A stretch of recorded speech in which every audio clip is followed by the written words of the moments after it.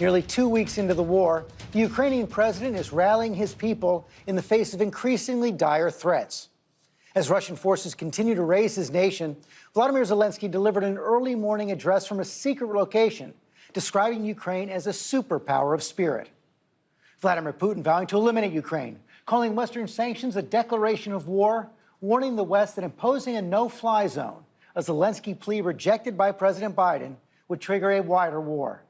It is already the most dangerous battle in Europe since World War II.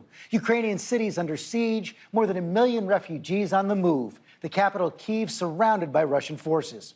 Our senior foreign correspondent Ian Pannell is on the scene. Good morning, Ian. Yeah, good morning, George. We've just returned from the town of Irpin. This is about 50 miles northwest of the capital, where Russian forces are shelling and killing civilians who are trying to flee. And we're seeing hundreds of thousands of people across the country who've now become targets as Putin's objectives and tactics in this war became ever clearer this week. This was the week when it became clear that Putin's war would be longer, harder and more costly than the Kremlin may have ever imagined. What had been unthinkable 10 days ago is now happening daily, as seen in videos posted to social media by people throughout the country. Russia is pounding cities across Ukraine as its forces slowly occupy ever more territory. With the fall of Kherson in the south, 5 major cities are now being gradually encircled. And the Russians switching tactics. If the first phase was largely military targets, this week saw shelling of civilian sites, including residential buildings, using heavy artillery and missile strikes indiscriminately. Homes levelled, government buildings shelled, oil depots hit, a TV tower struck, and schools razed to the ground. Even Europe's largest nuclear power plant being caught in the battle.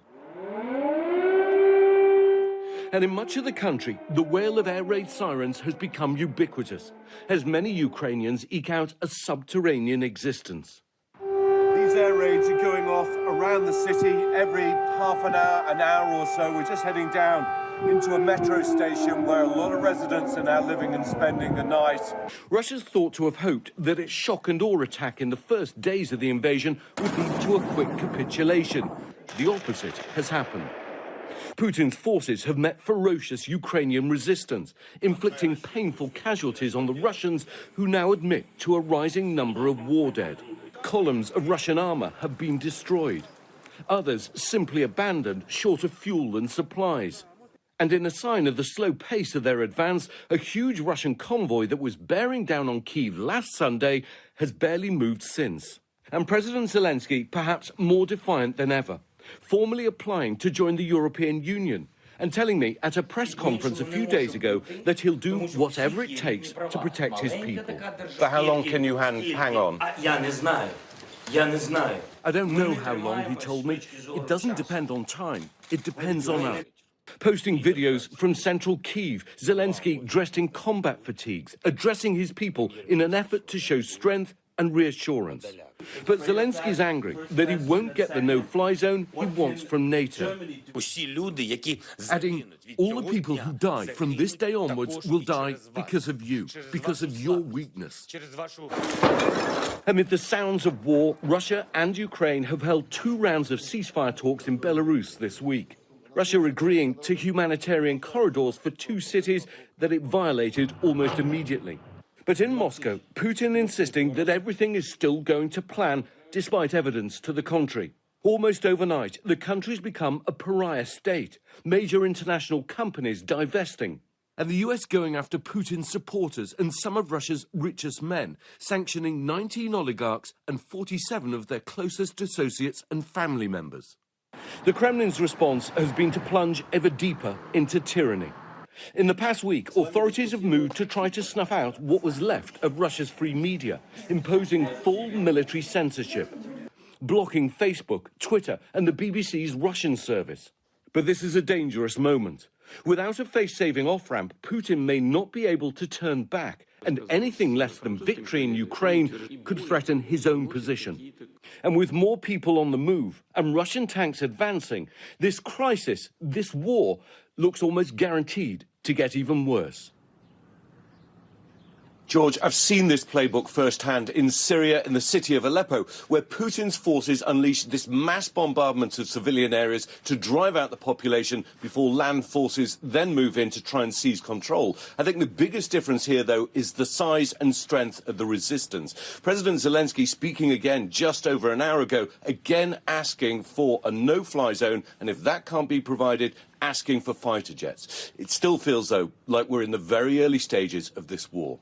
George? It is brutal, and we're going to bring those questions to the UN ambassador in just a moment. But right now, let's bring in our military analyst, retired Colonel Stephen Gannon. Picking up on what Ian just said there, Steve, this is not the war Putin bargained for. It certainly isn't, George. Some of the things that we're looking at is the gross incompetence of the Russian military. The third largest military certainly is not performing that way. But the Ukrainian military is really what the real surprise is here.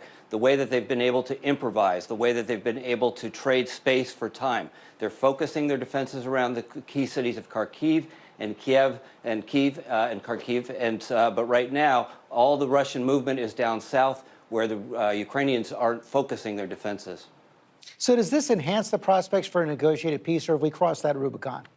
I think at this point it's going to have to be a negotiated peace, George. The Russians cannot achieve their political goal. Putin cannot achieve his political goal. One military analyst is saying that within 3 weeks the Russian military will be exhausted. The economy might not be much better, but the way that this battlefield looks right now, Mr. Putin cannot accept this. He cannot look for a settlement here because this map is a humiliation.